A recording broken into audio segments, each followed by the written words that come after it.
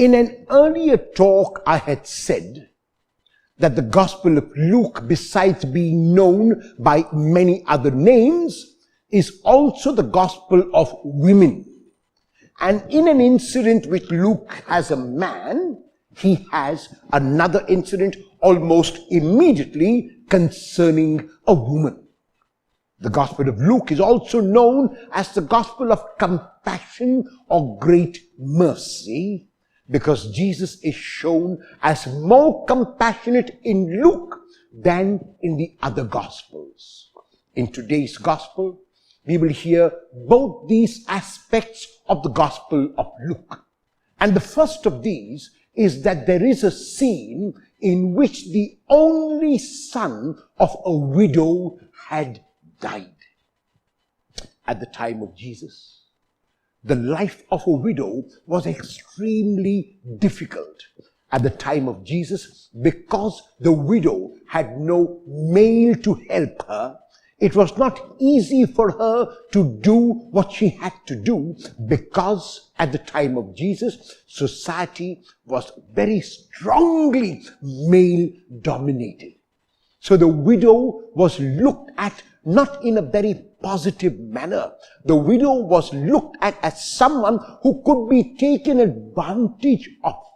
And this woman, who is a widow, has now lost the only visible means of support in her son. We are not told how old the son was. He could have been a young boy. He could have been a man. And yet, Jesus goes to, as they are carrying the man to be buried, he sees the widow crying, and his first words are words of healing when he says to her, "Do not cry."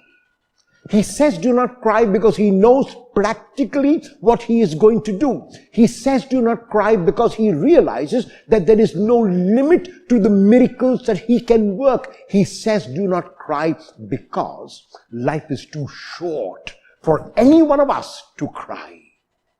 And then he goes and simply touches the place on which the man lay, the man who was dead, and he gets up now and is given back to his mother. Jesus reaches out in compassion to anyone and everyone in need. We hear and see this beautiful text of today in which the people are amazed and speak about how God has visited his people.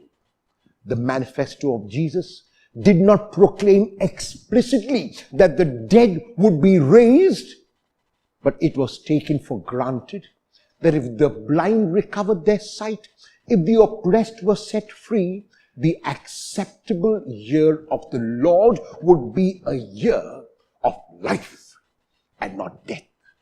Jesus is not a God of the dead. He is a God of the living. And that is why for those of us who believe in him, death holds no fear. For that is why of those of us who believe in him, death is not the limitation. Death is not the end. It is only the beginning of new life.